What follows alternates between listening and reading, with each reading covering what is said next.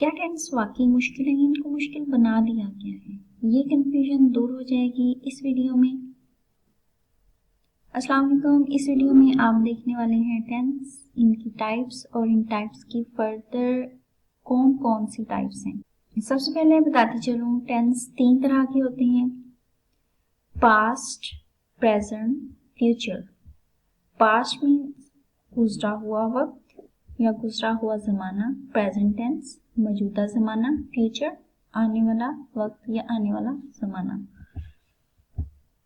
तो इन तीनों टाइप्स की फर्दर 4 टाइप्स हैं। हर टाइप की ये 4 टाइप्स हैं, जैसा कि past simple tense, past continuous tense, past perfect tense, past perfect continuous tense. इसी तरह प्रेजेंट और फ्यूचर की भी सेम 4 टाइप्स हैं।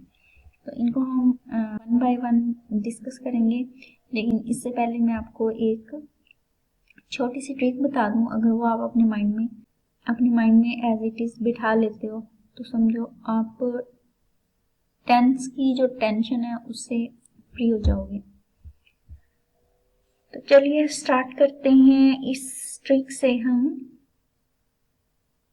आपको टेबल नजर आ रहा है स्क्रीन पे, आप इस टेबल को कॉलम वाइज और रो वाइज देखें तो कॉलम वाइज देखें तो इसमें हमारे पास जो टेंस की 3 टाइप्स थी वो नजर आ रही हैं, past, present, future.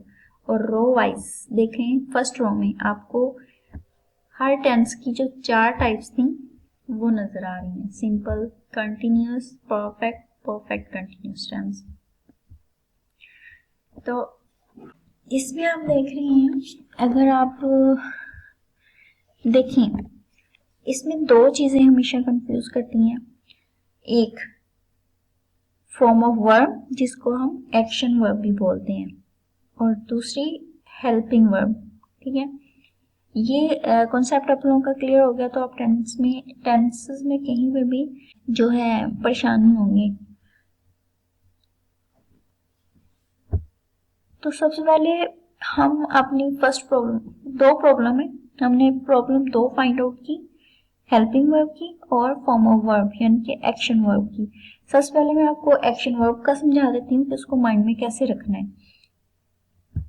Action verb को माइंड में रखने के लिए हम कॉलम वाइज चलेंगे और हेल्पिंग वर्ब को माइंड में रखने के लिए हम रो वाइज चलेंगे। ठीक है, सबसे पहले हम एक्शन वर्ब पे काम कर लेते हैं कि तीनों टेंसेस के जो सिंपल टेंस हैं उसमें एक्शन वर्ब कौन सी आएगी, कंटिन्यूस में कौन सी एक्शन वर्ब आएगी, परफेक्ट में एक्शन वर्ब कौन सी आएगी, इस तरह परफेक्ट कंटिन्यूस में कौन सी एक्शन वर्ब आएगी। सबसे पहले हम सादा यानी कि सिंपल टेंस को देखते हैं। तीनों टेंसेस का जो सिंपल टेंस है उसमें फॉर्म ऑफ वर्ब आप लोग ये समझ लें कि हमेशा फर्स्ट फॉर्म ऑफ वर्ब यानी कि एक्शन वर्ब जो है वो हमेशा फर्स्ट आएगी। सिर्फ पास्ट इंडेफिनेट या पास्ट सिंपल टेंस का जो सिंपल टेंस है उसमें फॉर्म ऑफ वर्ब जो है वो सेकंड आएगी। ठीक है, सिर्फ एक टेंस है, पूरे 12 टेंसेस में सिर्फ एक टेंस की एक कैटेगरी है जिसमें सेकंड फॉर्म ऑफ वर्ब आएगी। ठीक है, बाकी सब में फर्स्ट फॉर्म आएगी। आप लोग ये माइंड में रख लो कि जो सादा टेंस है उसमें फॉर्म ऑफ वर्ब जो है वो फर्स्ट आएगी। ठीक है, और जो कंटिन्यूस टेंस है उसमें हमेशा फोर्थ फॉर्म फर्स्ट फॉर्म के साथ हम आईएनजी को ऐड कर देते हैं तो वो फोर्थ फॉर्म बन जाती है। जो कंटिन्यूस टेंस है तीनों टेंसेस का उसमें हमेशा फॉर्म ऑफ वर्ब यानी कि एक्शन वर्ब जो है वो फोर्थ आएगी। और परफेक्ट टेंस में हम देखेंगे थर्ड टाइप बन रही है, तीनों टेंसेस की थर्ड टाइप बन रही है, तो इसमें फॉर्म ऑफ वर्ब भी थर्ड ही यूज हो रही है। तीनों में ये देख लें, इटन ईट की फॉर्म है, उसकी सेकंड फॉर्म एट है और थर्ड फॉर्म जो है वो इटन है। ठीक है, तो परफेक्ट टेंस में थर्ड फॉर्म यूज होगी और परफेक्ट कंटिन्यूस टेंस में फोर्थ फॉर्म यूज होगी, यानी कि फर्स्ट फॉर्म के साथ आईएनजी ऐड हो जाएगा। ठीक है, तो फॉर्म ऑफ वर्ब माइंड में रखने के लिए हम सबसे पहले क्या करेंगे, जो फर्स्ट टाइप है उसमें फर्स्ट फॉर्म, जो सेकंड टाइप है उसमें फोर्थ फॉर्म, जो थर्ड टाइप है उसमें थर्ड फॉर्म और जो फोर्थ टाइप है उसमें एक्शन वर्ब लगेगा, ठीक है। इस तरह हमारा जो पहली प्रॉब्लम थी वो सॉल्व होगी। अब हम चलते हैं दूसरी प्रॉब्लम की तरफ। दूसरी प्रॉब्लम थी हमारी हेल्पिंग वर्ब। तो हेल्पिंग वर्ब को हम कॉलम वाइज सॉल्व करेंगे, अपने माइंड में इस चीज को बिठाएंगे रो वाइज कि हमारे पास जो पास्ट की फोर्थ टाइप्स हैं। फोर्थ टाइप्स के नाम तो आपको पता है ना, स्टेप बाय स्टेप सीक्वेंस के साथ। सिंपल है, कंटिन्यूस है, परफेक्ट है और परफेक्ट कंटिन्यूस है। तो पास्ट टेंस में जो सिंपल टेंस फर्स्ट टाइप आती है उसमें कोई हेल्पिंग वर्ब नहीं, दूसरे में वाज, तीसरे में हैड, चौथे में हैड बीन। हैड के साथ हैड बीन लगा दिया हमने, ठीक है। मतलब अब पास्ट की जो हेल्पिंग वर्ब है, आप लोग आइज बंद करके अपने माइंड में एक दफा सोचो। फर्स्ट वाले में कोई नहीं, दूसरे वाले में वाज, तीसरे वाले में हैड और चौथे वाले में हैड बीन, ठीक है। सिर्फ दो बातें याद रखनी है, फर्स्ट वाले में कोई हेल्पिंग वर्ब नहीं, दूसरे में वाज है, तीसरे में हैड और चौथे में हैड बीन, ठीक है। हैड के साथ बीन लगा दिया। इसी तरह हमने प्रेजेंट को देखा तो प्रेजेंट वाले के सिंपल टेंस में कोई हेल्पिंग वर्ब नहीं, तो उसके जो कंटिन्यूस टेंस है उसमें आ गई हमारे पास इज एम आर, ठीक है। इज एम आर और परफेक्ट वाले में हैव और परफेक्ट कंटिन्यूस वाले में हैव बीन। मतलब ये दो टाइप्स याद रख रही हैं और जो चौथा है ना वो परफेक्ट की हेल्पिंग वर्ब को ही यूज कर रहा है, सिर्फ उसमें बीन का यूज हो जाना है, ठीक है। जो एक्स्ट्रा चीज है उसमें बीन आ जानी है। इसी तरह मुस्तकबिल यानी कि फ्यूचर, आने वाला वक्त, उसमें विल यूज होगा। उसमें सब में, चारों में देख लो विल यूज होगा। और जैसे जैसे आप स्टेप बाय स्टेप आगे बढ़ते जाओगे उसमें एक चीज ऐड होती जाएगी, विल बी, फिर विल हैव, फिर विल हैव बीन, ठीक है। ये कंफ्यूजन आप लोगों की आई होप सो क्लियर हो चुकी होगी। जब ये दोनों प्रॉब्लम हम सॉल्व कर लेते हैं तो हमारे टेंस हमारे लिए बहुत इजी बन जाते हैं, ठीक है। और हमारा फोकस इन्हीं पे होना चाहिए। और अगर आप इस ट्रिक के साथ इन चीज़ों को अपने माइंड में तरतीब वाइज रखोगे तो आप इन चीज़ों को कभी नहीं भूलोगे। तो इसके बाद हम स्टेप बाय स्टेप जो इसमें और छोटी छोटी चीज़ें हैं जो समझने वाली हैं, वो हम अगर इनको पास्ट, प्रेजेंट और फ्यूचर को डिटेल में वन बाय वन पढ़ेंगे तो ही वो चीज़ें क्लियर होंगी। तो अभी के लिए हम पास्ट इंडेफिनिट टेंस, मतलब पास्ट टेंस को लेके चलते हैं। इंडेफिनिट टेंस फर्स्ट टाइप है इसकी, जिसको हम सिंपल टेंस भी बोलते हैं, पास्ट का सिंपल टेंस। फिर हम पढ़ेंगे पास्ट कंटिन्यूस टेंस, फिर हम पढ़ेंगे पास्ट परफेक्ट टेंस, फिर फोर्थ पे आ जाता है हमारा पास्ट परफेक्ट कंटिन्यूस टेंस। सबसे पहले हम पास्ट इंडेफिनिट टेंस यानी कि पास्ट सिंपल टेंस को देख लेते हैं। इसमें आगे इन्होंने ना जो सेंटेंस है उनके भी 3 टाइप्स बना दिए हैं, एक पॉजिटिव, दूसरा नेगेटिव और तीसरा क्वेश्चनिंग, ठीक है। क्वेश्चन सेंटेंस जिसमें क्वेश्चन किया जाता है। पॉजिटिव सेंटेंस में मतलब पॉजिटिव बात हो रही होती है, उसमें नेगेटिव या क्वेश्चनिंग वगैरह का कोई सीन नहीं होता है। तो ये फॉर्मूला है इसका पॉजिटिव सेंटेंस का।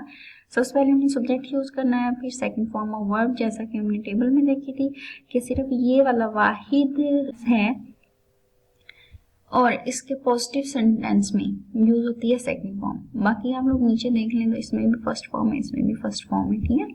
तो सिर्फ ये वाहिद सेंटेंस है जिसमें सेकंड फॉर्म यूज होगी और एंड पे हम ऑब्जेक्ट लगा देंगे। ये वाला जो सिंटैक्स है ना, ये एज इट इज सब में यूज होगा, सिर्फ फर्क होगा फॉर्म ऑफ वर्ब का और हेल्पिंग वर्ब का, ठीक है, कि वो चेंज होती रहेंगी टेंस के साथ साथ। इस तरह नेगेटिव सेंटेंस में हमने सब्जेक्ट प्लस डिड नॉट। अब आप कहेंगे कि टेबल में तो डिड नॉट, डिड वाली हेल्पिंग वर्ब का जिक्र ही नहीं हुआ था। तो जो हमने चीजें देखी वो सिंपल सेंटेंस की देखी। सिर्फ अब आप लोगों ने ये चीज माइंड में रखनी है कि जो नेगेटिव और क्वेश्चनिंग सेंटेंस है ना पास्ट के और प्रेजेंट के, पास्ट वाले में डिड होगा और प्रेजेंट वाले में डू होगा, ठीक है। तो यहाँ पे नेगेटिव सेंटेंस में हमने डिड नॉट लगा के उसके बाद फर्स्ट फॉर्म का यूज करना है। सिर्फ ये मैं आपको बार बार बता रही हूँ, सिर्फ ये वाला सेंटेंस है जिसमें सेकंड फॉर्म यूज होती है, बाकी सब में फर्स्ट फॉर्म आ जाती है। Did not first form of verb फिर ऑब्जेक्ट, ठीक है। क्वेश्चनिंग में हमारा जो ये डिड है हेल्पिंग वर्ब जो है वो बाहर आ जाएगी, बाकी सारा एज इट इज फॉर्मूला आ जाएगा। तो इनको हम एग्जाम्पल से देख लेते हैं। जैसे आई एट एन एप्पल, आई हमारे पास सब्जेक्ट हो गया, एट हमारे पास एक्शन वर्ब होगी, सेकंड फॉर्म ऑफ वर्ब, ठीक है। और एन एप्पल, एप्पल हमारे पास क्या हो गया, ऑब्जेक्ट, मतलब एप्पल पे काम का असर हो रहा है ना। एट जो है खाना जो है वो एक एक्शन है, ठीक है, एक्शन वर्ब है, और वो उसका असर किस पे हो रहा है, एप्पल पे हो रहा है, ठीक है। तो फार्मूले के according subject form of verb फिर ऑब्जेक्ट, ठीक है। I ate an apple, I did not eat an apple. अब यहाँ पे डिड नॉट हेल्पिंग वर्ब आ गई, डिड हेल्पिंग वर्ब आ गई, नॉट नेगेटिव के लिए, ईट फर्स्ट फॉर्म आ गई और हमारे पास सब्जेक्ट आ गया, ठीक है।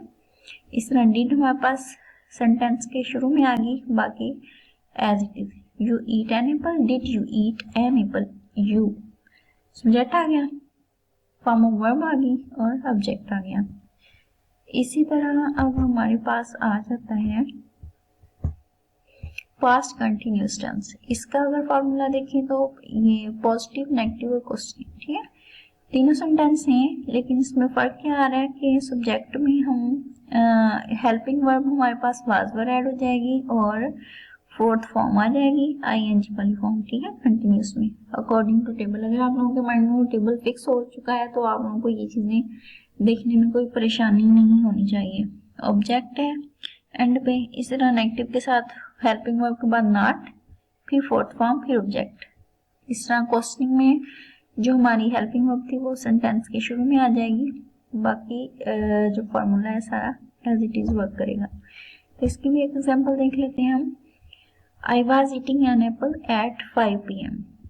I was, I सब्जेक्ट आ गया, was helping verb, eating fourth form, an apple जिस पर काम किया जा रहा है या जिस पर काम का असर हो रहा है at 5 p.m. ठीक है। I was not eating an apple. Were you eating an apple? Were अब शुरू में आ गया, you subject, eating fourth form और एंड पे हमारे पास ऑब्जेक्ट आ गया। इसी तरह हम पास्ट परफेक्ट टेंस, पास्ट की जो थर्ड फॉर्म है, थर्ड फॉर्म है, थर्ड का जिक्र आ गया तो इसमें हेल्प फॉर्म ऑफ वर्ब हमारे पास थर्ड यूज होगी और हेल्पिंग वर्ब जो हमारे पास हैड यूज होगी। तो पॉजिटिव सेंटेंस में हम देख लेते हैं subject had, third form of verb plus subject. Negative में हमने हैड के बाद नॉट लगा दिया और बाकी सारा formula as it is repeat होगा। और इसी तरह हैड जो है वो सेंटेंस के शुरू में आ जाएगा जब हम क्वेश्चनिंग की बात करते हैं, ठीक है, इंटरोगेटिव सेंटेंस की बात करते हैं। तो टेंस हमारे पास ऐसे बन जाता है कि हेल्पिंग वर्ब हमने शुरू में लगा दी, subject, third form of verb और object. For example, I had eaten an apple before you came, I had eaten,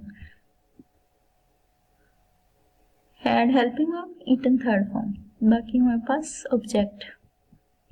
I had not eaten an, I had not eaten an apple, had you eaten an apple before she arrived, had शुरू में आ गया sentence के, subject, third form of verb और फिर object. अच्छा जी, तो अब हम पढ़ने जा रहे हैं past perfect continuous tense. Past tense की लास्ट जो कैटेगरी है उसके बारे में हम देख लेते हैं। इसमें पॉजिटिव सेंटेंस देखते हैं। पॉजिटिव सेंटेंस में सब्जेक्ट हैड बीन हमारी हेल्पिंग वर्ब आ गई और फोर्थ फॉर्म ऑफ वर्ब आ गई। सिंस और फॉर का यूज हम एक स्पेसिफिक टाइम के लिए करते हैं।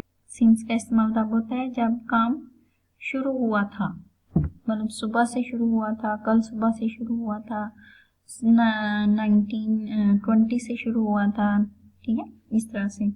तो जो फॉर का यूज होता है वो कितनी देर से काम हो रहा है, ठीक है, कि कब से काम हो रहा है, इसमें मुद्दत आ जाती है। जो सिंस है वो किसी खास वक्त के लिए और जो फॉर है वो किसी मुद्दत के लिए आ जाता है, ठीक है। जैसा कि I have been studying for 3 hours, ठीक है, फॉर का यूज आ गया। कि मैं 3 घंटे से पढ़ रहा हूँ, ठीक है। 3 घंटे, अब हमें ये तो नहीं ना पता कि कौन से 3 घंटे, सुबह के, शाम के, दोपहर के, या कल के, या कब से, ठीक है। तो इसमें मुद्दत शामिल है लेकिन वक्त शामिल नहीं है कि स्पेसिफिक वक्त कौन सा था।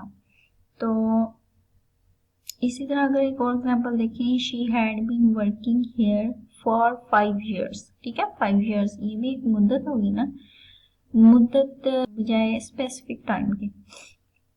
तो इसी तरह जो सिंस का यूज है उसमें हम देख लेते हैं, I have been studying since morning, मैं सुबह से पढ़ रहा था। अब ये हमें क्लियर कर रहा है ना कि सुबह से पढ़ रहा है ये, तो ये एक स्पेसिफिक टाइम आ जाता है। She has been working here since 2020, मतलब वो 2020 से यहाँ पे काम कर रही है, ठीक है। स्पेसिफिक टाइम उन्होंने बता दिया है।